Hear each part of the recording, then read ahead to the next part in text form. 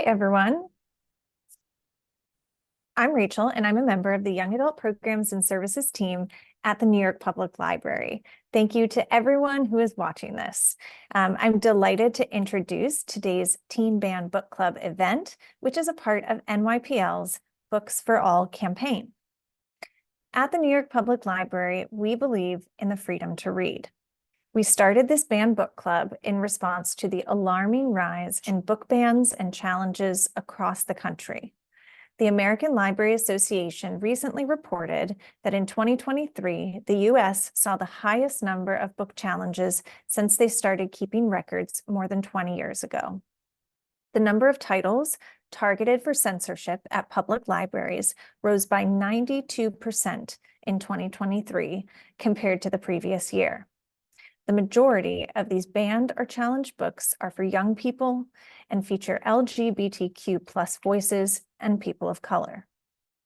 As the largest public library system in the country, the New York Public Library stands united with the American Library Association and libraries across the country against book bans.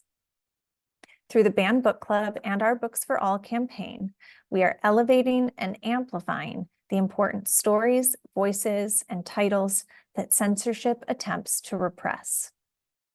Thanks to this campaign, NYPL cardholders can check out a digital copy of Cinderella Is Dead without wait times through August 2nd using our Simply E app. If you haven't started it yet, we hope you'll be inspired to do so after watching today's event with Kalynn Bayron. We're going to be taking a little break over the summer from our Banned Book Club, but stay tuned for further announcements during this year's Banned Books Week, which takes place September 22nd through 28th. Our author today is the wonderful Kalynn Bayron. Kalynn Bayron is the New York Times and indie best-selling author of the YA fantasy novels Cinderella Is Dead and The Poison Heart. Her latest works include the YA horror novel, You're Not Supposed to Die Tonight, and the middle grade paranormal adventure, The Vanquishers. She is the CILIP Carnegie Medal nominee, a Bram Stoker Award nominee, a Locus Award finalist, and the recipient of the 2022 Randall Keenan Award for Black LGBTQ fiction. She is a classically trained vocalist and musical theater enthusiast. When she's not writing, you can find her watching scary movies and spending time with her family. Kalynn will be in conversation with two of NYPL's Teen Civics ambassadors. Okay, we are just delighted to have these folks in conversation today. I'll let them join us, Abigail and Angelina. Wonderful.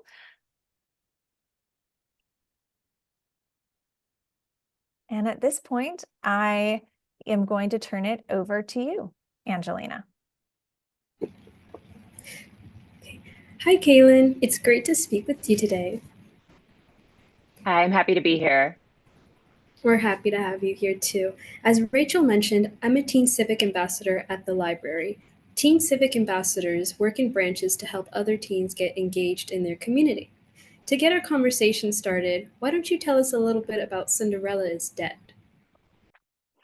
Yeah, so Cinderella is Dead. The elevator pitch for Cinderella is Dead was always queer Black girls team up to overthrow the patriarchy in the former kingdom of Cinderella.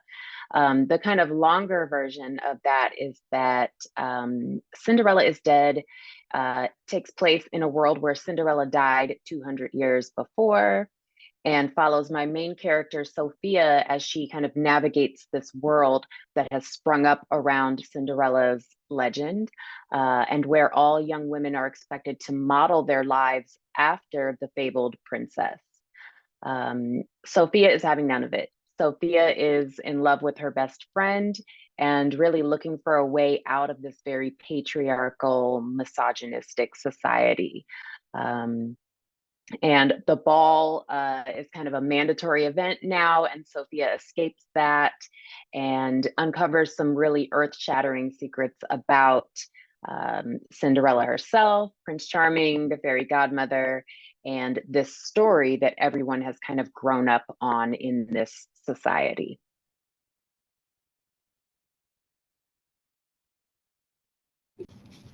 I thought there were so many great characters in the book.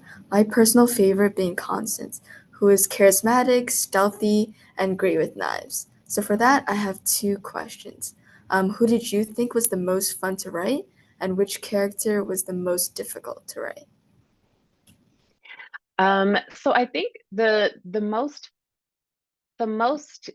character I had the most fun with was Constance, of course.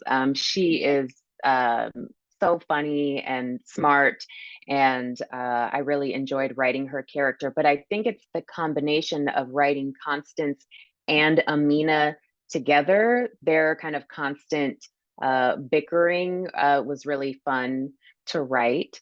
And I think the most difficult character to write was Manfred, the king, because he is a really, really bad person. And I felt like in order to really make the character stand out, that I needed to be inside of his head. And that is a really dark place to be. And so I think writing characters like that can always be a little difficult when you have a character who is so dark and who has such bad intentions for your other characters that you love. That can be a difficult thing. But I think there's value in writing from both of those types of perspectives, and I think both ways of writing really inform the story in a really engaging way.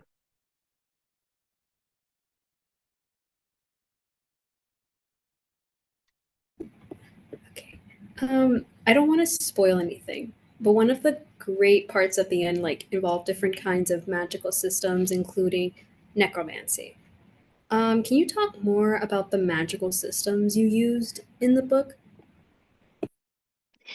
Yeah, so this is a fantasy story. It involves magic, different kinds of magic, and I wanted the magic in this story to be something that people understand exists. So these people in this kingdom understand that magic is a real thing, that it exists, but I wanted it to be a little more obscure. And by the time we get to the events of the story, I wanted the magic to feel almost forgotten, or that it's more of a rumor at that point.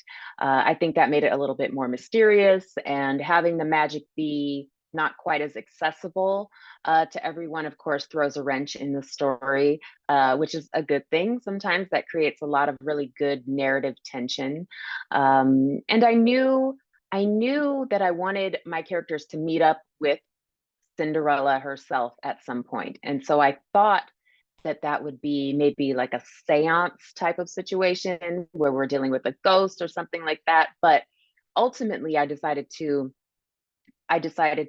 have this type of magic that would allow my characters to resurrect, kind of reanimate Cinderella so they could speak directly to her. And so I think that is kind of scary. And I love scary stories. I love horror novels. And so having that kind of thread of horror that runs through these fairy tale retellings was really nice. So those magic systems have a little bit of that nostalgia from these fantasy stories, but they also have this really scary element. And that's kind of my brand. I love mixing the fantasy with the scary things as well.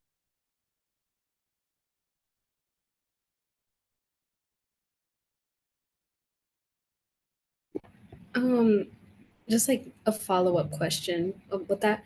Like what horror movie or like what horror element did you use for the necromancy part? Because I know there's like a ton that would probably use that sort of thing. So I just wanted to see like where like there's a specific movie or specific show or specific book that you took inspiration from that you put in there.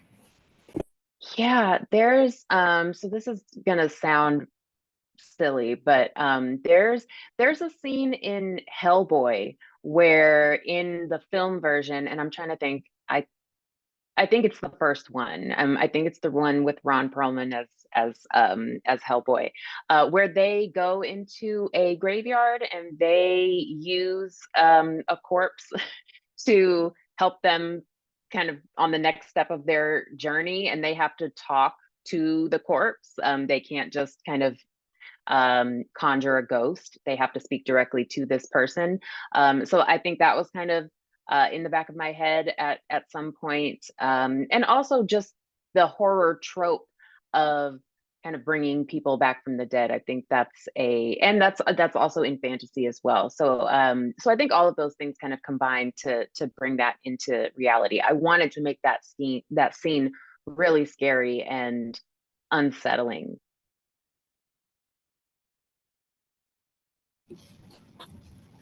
I grew up on reading fairy tales and like watching modern remakes kind of like twist a story in their own way. And so an example of that is one of my personal favorites, which is the Lunar Chronicles, which places Cinderella in a dystopian world, kind of similar to Cinderella is Dead. Can you elaborate on what led you to come up with this idea? Yeah, so Cinderella is Dead was directly inspired by my love of Wicked. Uh, Wicked, the book by Gregory Maguire, but also the stage adaptation, the musical, which we are getting a movie version of very soon, and I'm very excited about that. I'm a huge musical theater fan, but Wicked is a familiar story. A lot of us know the story of the Wizard of Oz, but Wicked takes that story and moves the perspective to someone else, in this case, the Wicked Witch, and it changes the entire narrative. It takes this thing that feels very familiar and turns it into something new, but we have those familiar signposts that tell us we are still in Oz. We are still in this fantasy world that we are familiar with, but there's something very different going on here. That's what I wanted to achieve with Cinderella is Dead. And I think Wicked is the biggest inspiration when it came to writing that story. Also, I wrote Cinderella is Dead in 2016. And at that time, Once Upon a Time, the TV show, was a huge thing. I haven't watched every single episode. It went off the rails at some point, and it was just all over the place. I love it, but it was just all over the place. So that was inspiring for me as well, because I love stories that take these characters that we think we know and give them these very elaborate backstories. So it's a combination of those things for me. Yeah, I think, well, I also watched Once Upon a Time. So that was, I think the way that you crafted this story definitely came to like what you were trying to make it. Like it was definitely like a remake. It definitely took all of the characters that we thought we knew, but definitely shaped it in the theme and the kind of message you were trying to send out. So that was great. Yeah. Thank you.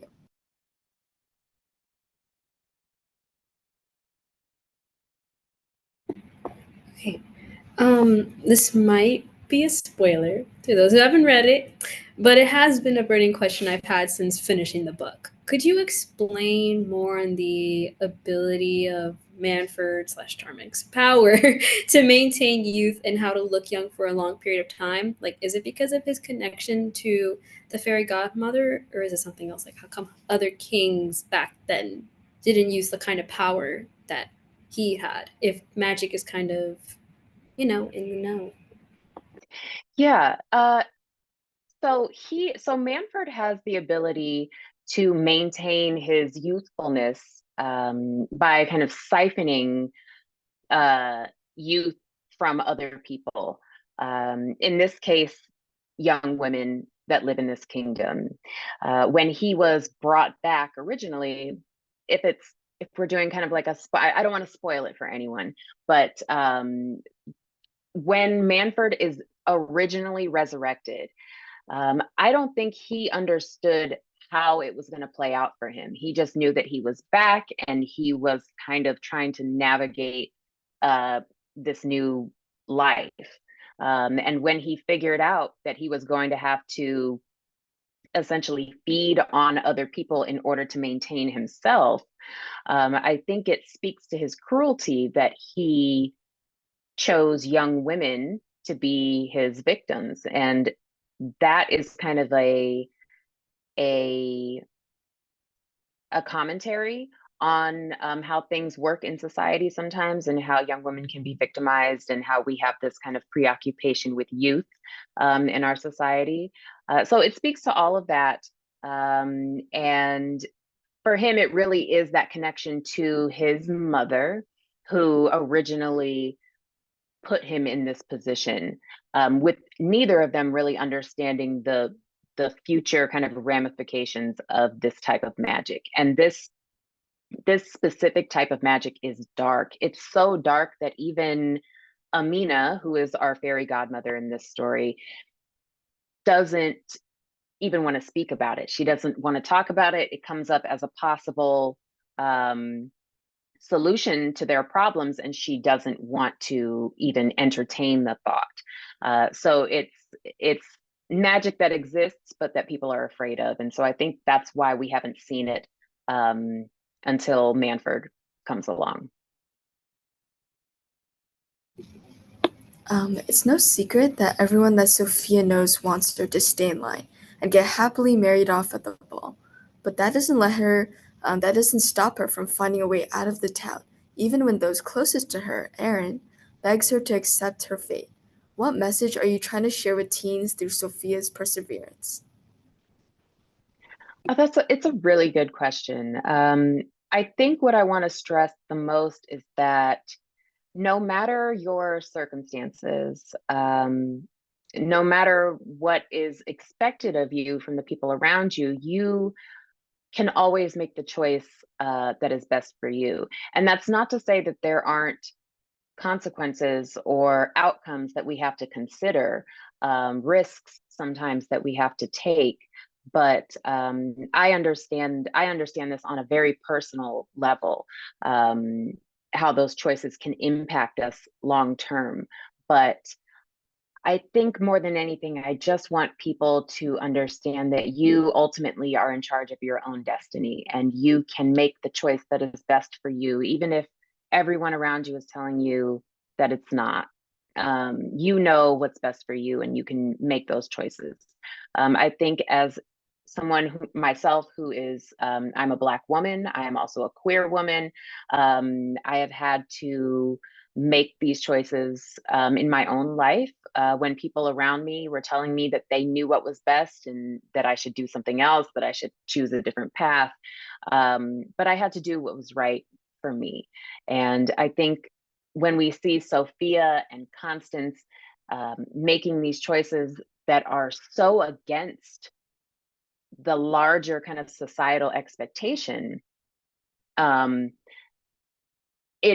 it should feel empowering. I hope that readers are empowered by the choices that Sophia and Constance make, and that maybe they can make those choices in their own lives. That's ultimately my hope. Thank you. That was really powerful. That was a really powerful message, and I'm really glad that your book was being showcased this month. Thank you. So I was a little curious about what happens to Aaron and everyone else at the book, considering like the circumstances with, I'm not going to spoil, but with Aaron and everyone else, I was really invested in the relationships that were formed by these characters, and I would like to know more, like especially with Aaron. She was in the back of my mind when I read the book because of the events, and I was curious on if anything else happened after that. Yeah, so Aaron, it's so funny because Aaron is not a bad guy. I know that sometimes it comes across that way, but that was never my intention to kind of showcase her as a bad guy. My intention was to showcase that uh, Aaron has been so deeply affected by the laws and the rules of this very oppressive society that it has taken her a little bit longer to heal and to find her peace with things. So in my mind, Erin gets a happy ending. It just takes her a little bit longer to get there so that she can heal and kind of unlearn these things that she has been taught her whole life. I think that can be a really difficult thing to do, but I also think it speaks to how a group of people can really be conditioned to work against their own best interests. So in my mind, Erin takes some time to sit with all of these major changes that we see at the end of the novel, and eventually gets her happy ending. It might not be, with Sophia, but I think that that's okay. I think it's okay for her to kind of take the time that she needs to heal and learn that she has value and worth as an individual, as a person, without being attached to anyone. I think that's important for her and her kind of character growth. So in my mind, she gets a happy ending for sure, as does Luke and some of our other side characters. And in my mind, everyone is thriving and learning to live and to have this type of freedom that they didn't have before. Yeah, I agree. Like, a lot of people would kind of like, think, the little cliche storyline, like, oh yeah, she ends up overcoming the thought of what she had by the law, and then she ends up going with Sophia, excuse me. But it's realistic in the sense that, you're so used to such a law that was placed for so long, and you have these high expectations, and once it's all down, you just take a moment to think about it and stuff.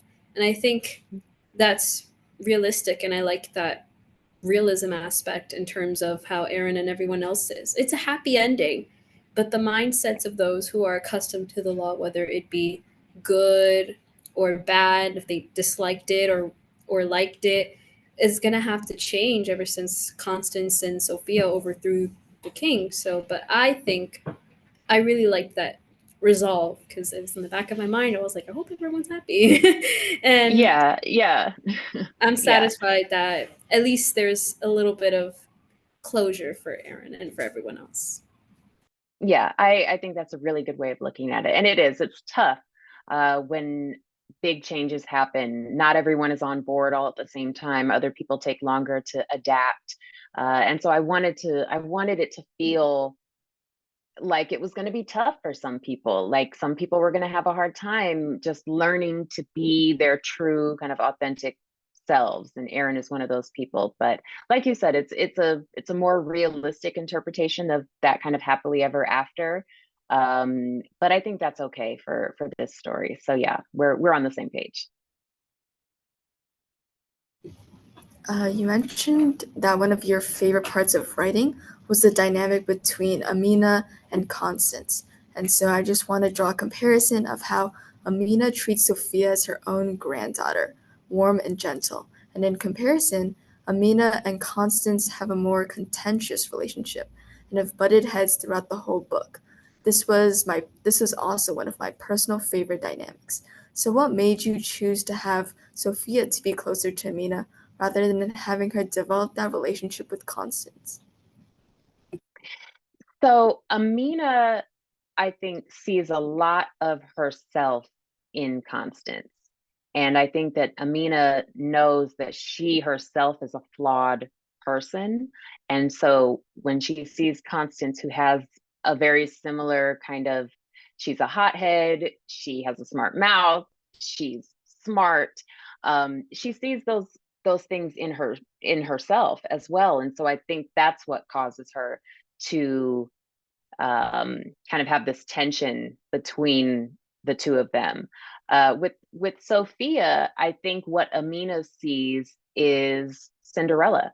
I think that Amina sees how she failed Cinderella, and is hoping that with Sophia she can maybe do something to make amends. Now, she is a morally gray character. Amina walks a very fine line between these two realities. But I think for her, Sophia is her chance to set some things right. So I think it's just for her, it's really just a matter of those two different dynamics between these two young women, who are, all three of them are existing in this very oppressive system. So yeah, Amina is a character, isn't she? She really is kind of like this complicated this complicated woman who has a lot of hard choices to make. Your book did tackle a bunch of themes that we see to this day, such as the patriarchy and the role of women. What inspired you to connect these themes to a storybook tale like Cinderella? So I think Cinderella, along with a lot of other kind of classic fairy tales, they are very patriarchal. The stories often center women, but in a way that strips them of their autonomy. They are literal damsels in distress. They are waiting to be saved by a knight in shining armor. And often the relationships between the women in these stories are contentious, with the stepmother and stepsisters being, evil and working against our main characters. And these stories elevate the men, and they are seen as saviors. So they are very much a product of their time. We love them for being kind of fantastical and magical, and we don't always think about the societal constructs that are being upheld by these types of stories. So I wanted to directly challenge that.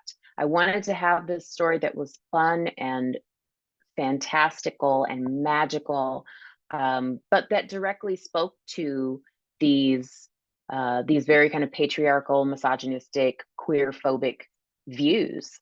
And I wanted to do it in a way that felt like a fairy tale, but that addressed some of these longstanding issues that we have with classic fairy tales. So I think that's kind of at the heart of Cinderella Is Dead, is addressing these issues, these societal expectations of women and girls, and how those of us who do not fit nicely into the boxes that society has created for us, how we navigate the world, and how we can hopefully inspire others to make change. Just like out of curiosity, I agree with all of your points.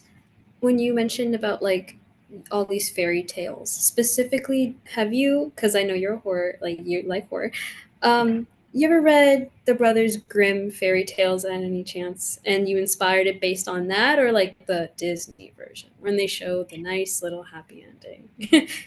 Yeah, it's both. So I am an 80s baby. I grew up in a time where Disney princesses and Disney fairy tales were having a moment.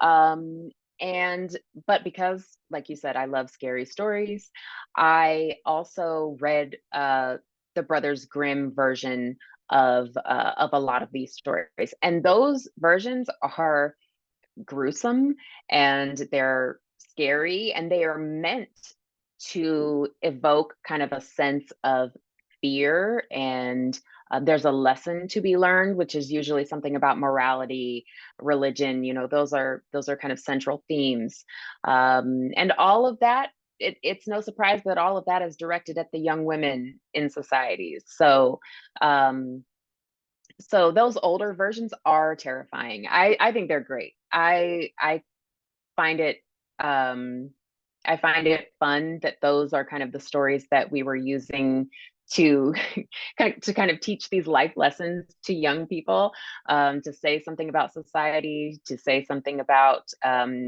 how you navigate society as a young woman. It's very interesting.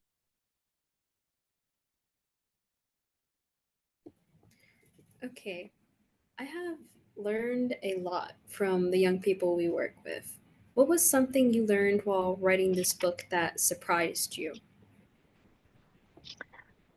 Oh, that's a good question. I think that what surprised me the most was probably my own attempt at self-censorship.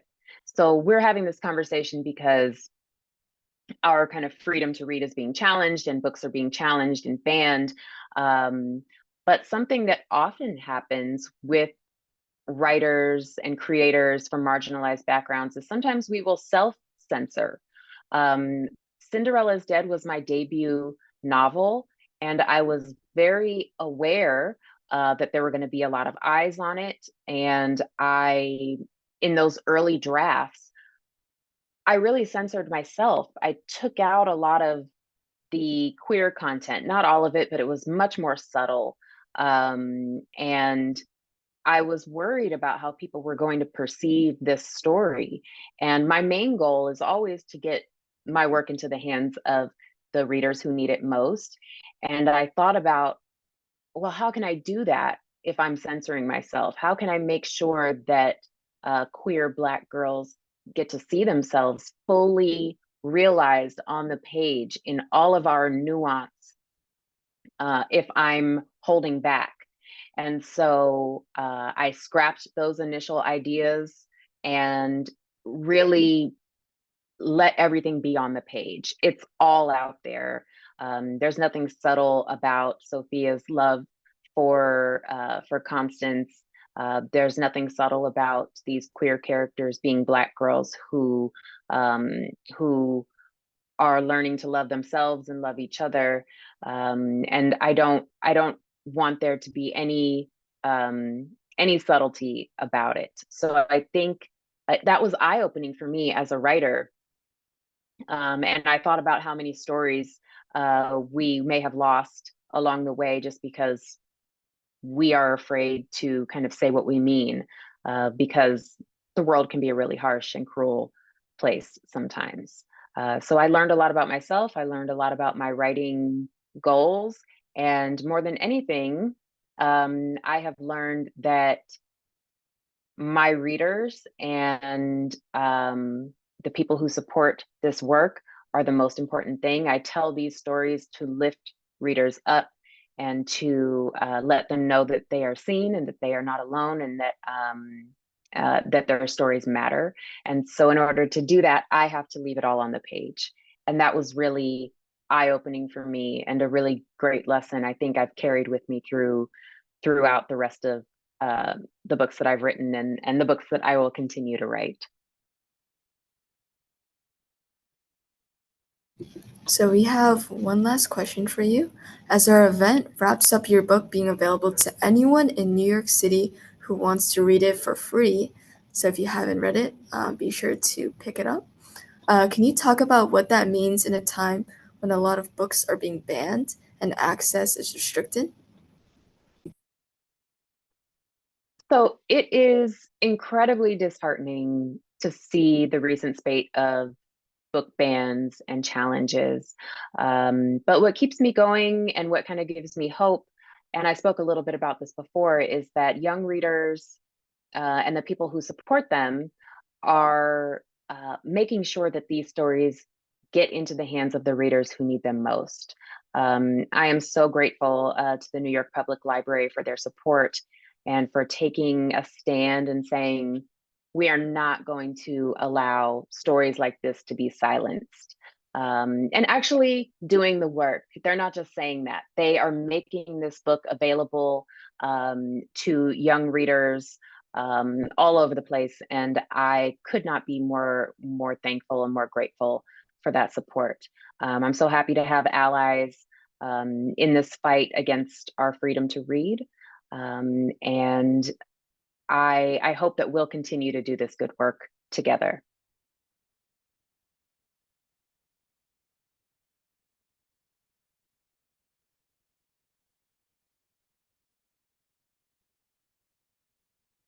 All right.